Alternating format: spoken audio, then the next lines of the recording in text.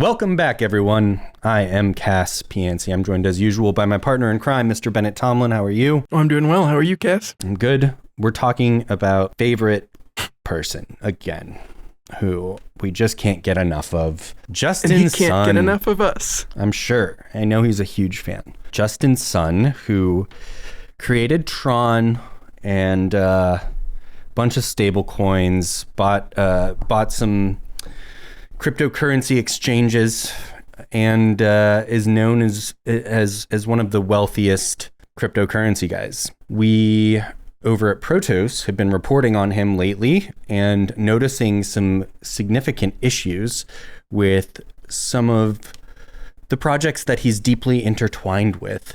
So I am going to turn it over to you, Bennett, where you can get us started. I think probably the best place to start is with Poloniex. Sure, we can start with Poloniex. Poloniex is like the classic cryptocurrency shitcoin trading exchange. They used to even have like an open chat box where all the shitcoin degens could like make comments at each other while they were trading. At one point, it was bought by Circle, and then it was bought by Justin Sun, and since then, it has gotten even worse.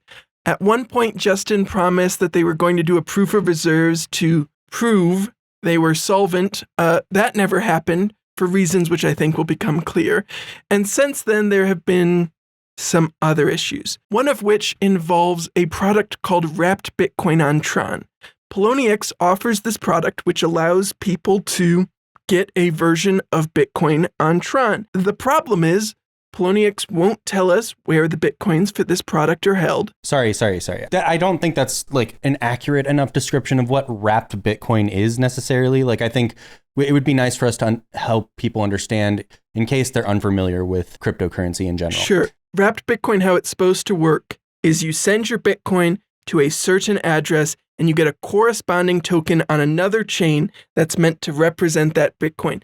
There's a common and very popular version of this on Ethereum that openly publishes like the addresses the Bitcoin and stuff are stored in. Why would anyone want to do that? Because they want to use Bitcoin in DeFi, right? Interact with various smart contracts on the chain on Ethereum generally, or in this case on Tron.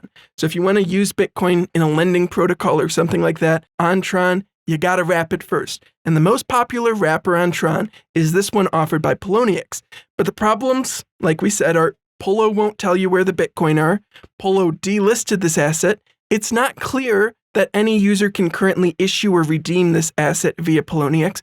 Oh, and then Justin Sun's other exchange, HTX, formerly huobi, over half the Bitcoin on that exchange is this version of Bitcoin. Over on Justin Sun connected JustLend, a Tron lending platform, there are billions. There's like a huge portion of this Bitcoin as well, making up a big chunk of that.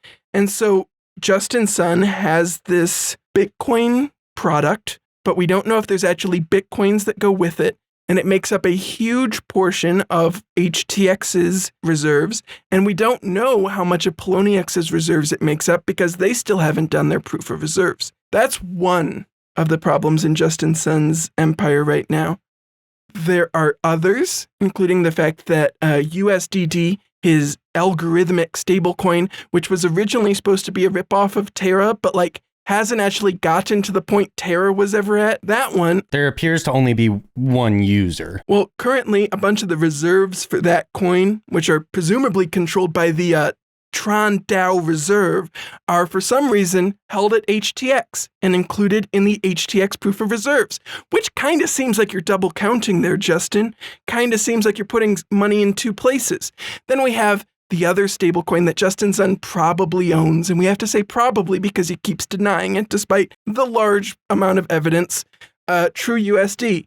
TrueUSD has recently seen its market cap collapse from like 3.5 billion to 450 million, losing like over 3 billion in the span of like a month. And so Poloniex won't show its reserves. HTX's reserves are fucked to hell. There's a whole bunch of shit going on with like the huobi DAO being converted to some new token thing where he's trying to like screw over old token holders for the old huobi whatever thing that never should have existed in the first place. TrueUSD, his stablecoin, has been like gutted, and like they're not storing money at one of their banks anymore. They still haven't fixed the issues with their Swiss bank. And like, so this huge portion of Justin Sun's empire looks plausibly insolvent, and Justin Sun no longer even has diplomatic immunity to help him get out of it. Yeah, that was the other story that we reported over at Protos, was that Justin Sun, who, in addition to all of the stuff that you've just heard, had to settle a court case in San Francisco. He was under arbitration. It's not clear what the settlement was for, but one of the claims that Justin Sun made in this case repeatedly was that he had diplomatic immunity from this lawsuit because he was not only the permanent representative and ambassador to the World Trade Organization for Grenada, he was also the in charge, like the ambassador for technology and emerging innovation for Grenada to the United Nations. And so he believed that the United Nations, I don't know if he actually believed this. I have no idea what lawyers he's speaking with or what Grenada, I guess I'm saying it wrong, Grenada told him when he received these. But I can tell you that the UN says that diplomatic immunity does not apply retroactively. So there was no way that he was covered for this court case, regardless of whether it was for the UN. And then we've previously reported that the World Trade Organization ambassadorship that he had is only good when he's on a mission in Switzerland. So any other time when he was in any other place or not on a mission, which is also quite common. The UN said this as well, that unless they're on a mission, generally they don't have diplomatic immunity at all. It is actually, I don't think people think you're like granted diplomatic immunity and it just applies all the time and for anything.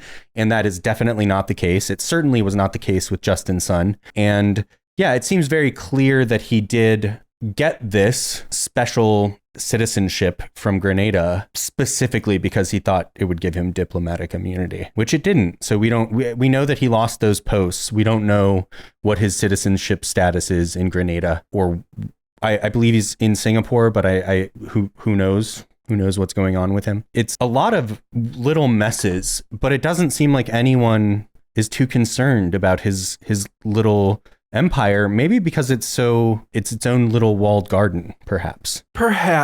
And like, I think part of it is that like he has such extensive control, despite him pretending that DAOs exist for some of these things. He has such extensive control over so much of this, and he has like a significant network of connections to various people. Let me rephrase this. You and I were talking about this recently. Justin Sun does have a significant pile of relatively liquid coins. And I think that has so far helped him paper over a lot of other issues as they come up. When USDD, for example, depegs, he's able to bring it back to peg. When there's issues with HTX, he's able to send enough assets over there to keep withdrawals open for some of these coins. And because he has this and my guess is he also has other lenders and desks who are extending him credit against the knowledge or against this pile of somewhat liquid coins. And this gets into, I'm saying liquid, they may not truly be like unencumbered liquid assets he's supposed to be using in that way. What I mean is he has assets he could easily sell in cryptocurrency wallets he currently controls. There may be other claims against them, but for now they're under his principal control. And I think because of that, he's been able to kind of paper it over. The other kind of wrinkle to this, and I think we talked about this a little bit when Boaz was on, is that Tron is not significantly used in... Tron is far less significantly used in like the Western world, if you want to call it that, right? Like Tron's major base of support was far more in the East. And many of like the issues over there, even the ones that have been somewhat reported, have not seemed to have made their way into the like Western crypto press in the same way. I remember when we were looking at like the huobi token shenanigans and stuff, almost all the people you could find like complaining and talking about it were doing it like in Chinese, not in English. And like that seemed to have been the primary audience that was originally reached by the token in that. And so I think that has somewhat insulated Justin from the interest of the broader Western crypto world. I will say that Tron is, as much as I think everything about it is a total shit show, it is widely used in cryptocurrency. I think largely just because it's quick. It's known as like a fast cryptocurrency, and that has created some sort of moat for it. Though I would imagine we don't, like you said, there's all these Ethereum and Solana and all these other whatever coins that are known for their DeFi usability. I don't know if Tron has been able to build that out as much as Justin Sun pretends he has. It seems like it's him who's building on Tron. And this gets to be kind of like the wrinkle, right? Like you go on DeFi Llama and you can see that Tron has a total value locked number that is double Solana.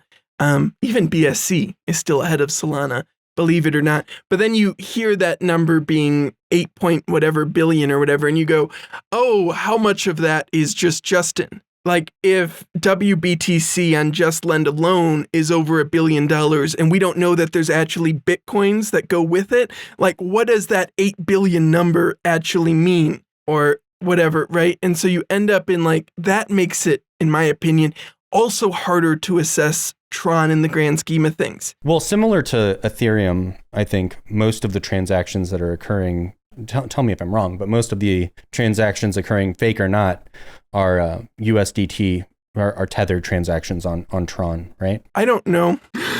Probably, especially with Justin doing some shenanigans with his staked USDT, which like 99% we said was going to like entities connected to him or whatever. And so again, this is, and like staked USDT, this other thing that's almost all going to Justin makes up a big portion of the USDT reserves on HTX, further contributing to our aforementioned likely insolvency.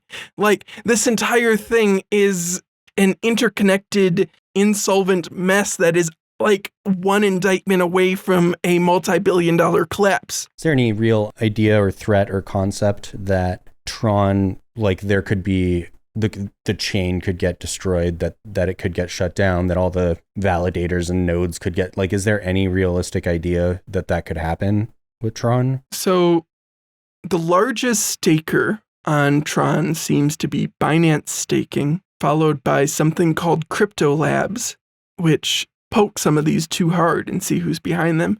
The third largest is Luga Nodes, which is Tether funded.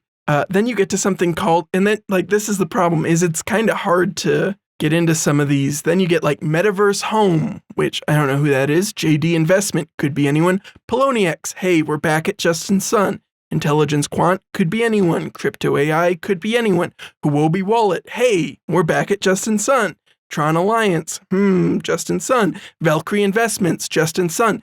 Justin doesn't own Valkyrie, he's just like 80% of their AUM. And so I am not sure. I haven't gone deep enough on like Tron's consensus algorithm, and frankly, there's probably not very many people who can like accurately start to figure out what, like, how secure is Tron really? Here's something I'll say. I don't think until I see any government, I would expect if any government entity were to attack a blockchain, I don't know if that's the right word, but take over, seize a blockchain, I assume it would be the US. But until I see them do it, I really wouldn't expect them to do it. I wouldn't expect them to put all that effort and energy into something like that. I think you're right. I think that it is very unlikely they would do that. Like, you can already get all the blockchain information without having to do that, right? So it's not like doing that's giving you some secret insight. And generally, the government's going to prefer to go after like registered entities with addresses and people and things like that. And they're just going to like, if, let's pretend the US government decides we hate that people can transact in Tron.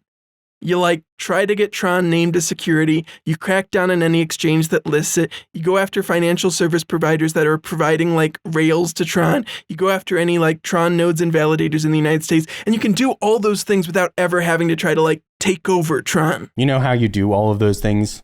You arrest Justin's son. Which, of course, we don't know that that's what they're going to do. Oh, no. To be clear, I want to make sure everyone understands. I would never suggest that. I'm not making any suggestions about actual criminality here. This isn't court. Anyway, Justin, I just want to let you know, I hope we're still invited to the Tron Christmas party. We didn't mean anything bad by reporting on you.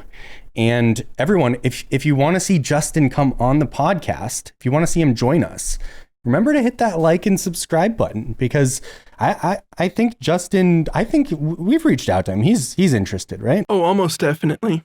I'm sure he'll be on here any day, right after he answers some questions about why Poloniex delisted WBTC. Yeah, I would love for him to just come join us in studio. Come to the US. Just a nice little chat.